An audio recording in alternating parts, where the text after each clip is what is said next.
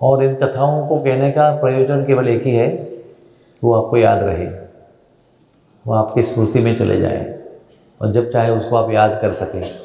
इसलिए अगर कथा या कोई भी बात आपको याद रखनी है तो क्या करना होगा, उसका फॉर्मूला क्या है? फॉर्मूला क्या है उसका? पहला श्रवण, जितना अच्छा श्रवण उतना अच्छा कीर्तन, यानी कथन कह सकते हैं उसको।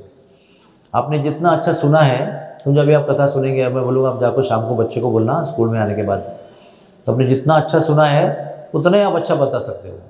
आपका ध्यान यहाँ वहाँ बटा होगा तो 50% ही बताएंगे, और बच्चा पूछ रहा है मामी उसका क्या हुआ, नहीं याद नहीं आ रहा है, तो सुना नहीं आपने, नहीं तब मेरा मन भटक रहा था।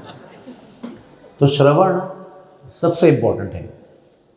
उसके बाद में आप कुछ याद रखना है आपको, तो आपको वो चीज़ किसी को बोलना पड़ेगा।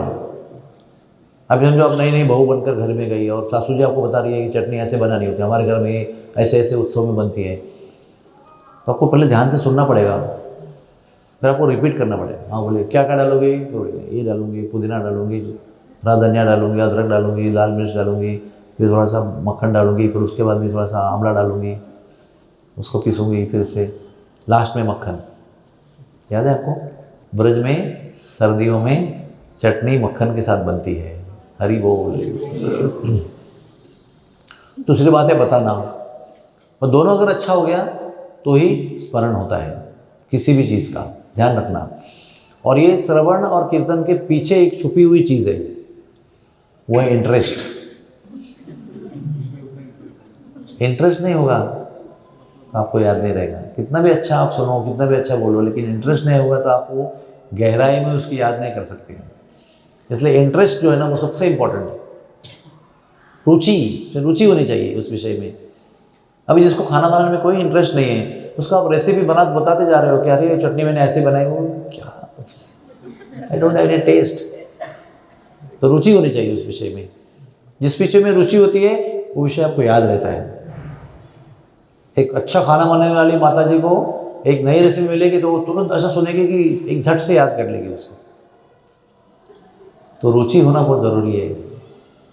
भगवान का स्मरण भी ऐसे होगा, अपने विषय में सुना है ठीक से, अगर आप ठीक से सुन रहे हैं, ठीक से उच्चारण कर रहे हैं, ठीक सुन रहे हैं, तो भी भगवान का जप का परिणाम स्मृति में होगा। नहीं तो भगवान का स्मरण नहीं होगा। और स्मरण क्यों आवश्यक है बताओ? जप करना काफ़ी है ना। क्योंकि भगवान ने भगवत गीता में क्या बताया है? अंतकाले च मामेव स्मरण मुक्त्वा कलेवरम, कीर्तन मुक्त्वा कलेवरम, श्रवण मुक्त्वा कलेवरम, वंदन मुक्त्वा कलेवरम नहीं बताया है।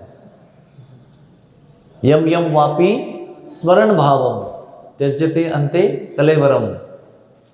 जो विचार स्मरण के रूप में मरने के समय आता है, उसी विचार को हम सब लोग प्राप्त हो जाते हैं। और अगर अंतकाल में मेरा स्मरण होता है तो आप मुझको प्राप्त हो जाते हैं। ये लाइफ एक पीछे एक श्लोक है दोनों। तो इससे हमको स्मरण का महत्व पता चलता है कि भगवान का स्मरण होना जरूरी है, क्योंकि अंतकाल में शायद आप बोल नहीं पाओगे। कंठावरोधन विधौ स्मरणं कुतस्ते, कृष्णा त्वदीय पद पंकज पंजरांतम, अद्यैतर्षित मे मानस राजहंस, प्राण प्रयाण समये कपवात पित्तौ, कंठावरोधन विधौ स्मरणं कुतस्ते। राजा कुलशेखर बता रहे हैं कि जब तक मैं अच्छा हूँ, मेरा दिमाग भी सही जगह पर है, शरीर भी स्वस्थ है, बीमार नहीं है, तब तक मेरे मन के राजहंस को, हाँ मानस राजहंस, ये मन के राजहंस को आप में लगे रहने दो। क्योंकि जब मृत्यु का समय आएगा तो कफवात पित्त से जब कंठ अवरोध हो जाएगा, अवरोध, गदगद यानी गदगद नहीं, अवरोध हो जाएगा उसमें। उसको मराठी में कहते हैं घर यानी उस समय कंठ अवरुद्ध हो जाता है। तब मैं कैसे आपको याद करूँगा? स्मरणं कुतस्ते, how will I remember you? इसलिए हम आपको विनती करते हैं कि आप कथा जब श्रवण करते हैं तो संत लोग कहते हैं कथा डूब कर कहनी चाहिए और कथा डूब कर सुननी चाहिए, नींद में डूब कर नहीं, उत्साह में डूब कर सुननी चाहिए।